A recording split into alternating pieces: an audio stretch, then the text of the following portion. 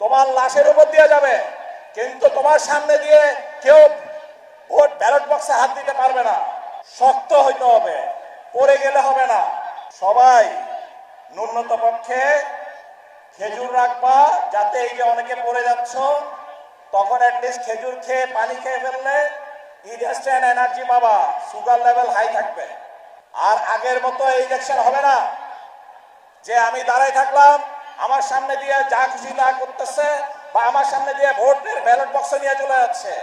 Not accepted. তুমি একজন ব্যক্তি ওই ভোট কেন্দ্রের জন্য, কিন্তু রিপোর্ট দেখবে এরা সবাই, সবার কাছে রিপোর্ট, পুরো বাংলাদেশের এই রিপোর্টগুলো হাজির হবে। যে কারণে একক ভাবে তোমরা মানে এতিমের মতো যে আগে একটা ডিউটি করার অনেক সময় চাপের মুখে ছিল সম্ভাবনা, সেটা আর এবার নাই। শুধু একটা জিনিসই প্রয়োজন হবে তোমাদের এই 13 জনের ক্ষেত্রে, সেটা হচ্ছে দৃঢ়তা। শক্ত হইতে হবে, পড়ে গেলে হবে না। ওখানে সারাদিন ডিউটি করতে হবে, সারাদিন ডিউটি করা খুবই পরিশ্রমে। রাত্রে ভোট করানো হবে, তখনও দাঁড়ায় থাকতে হবে।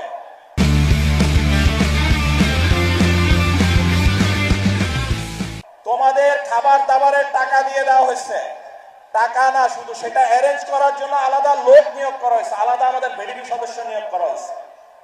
সো তোমরা সেই ভিডিপি সদস্য তোমাদের খাবার দাবার যে 13 জনের, সেটা নিশ্চিত করবে।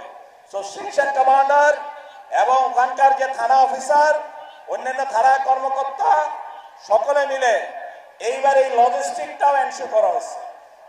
এবং ছোট ক্ষুদ্র হলেও খুবই গুরুত্বপূর্ণ, সবাই ন্যূনতম পক্ষে খেজুর রাখবা, যাতে এই যে অনেকে পড়ে যাচ্ছ তখন অ্যাটলিস্ট খেজুর খেয়ে পানি খেয়ে ফেললে ইনস্ট্যান্ট এনার্জি পাবা, সুগার লেভেল হাই থাকবে।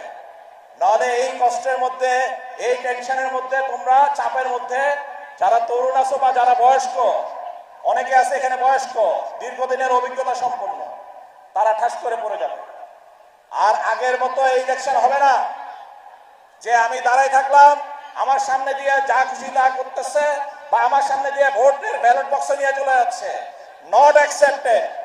তোমার লাশের উপর দিয়ে যাবে, কিন্তু তোমার সামনে দিয়ে কেউ ভোট ব্যালট বক্সে হাত দিতে পারবে না। পারবে? কেউ হাত দিতে পারবে? অসম্ভব, অসম্ভব।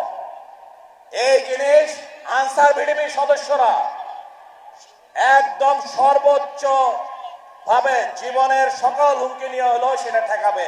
কারণ কি,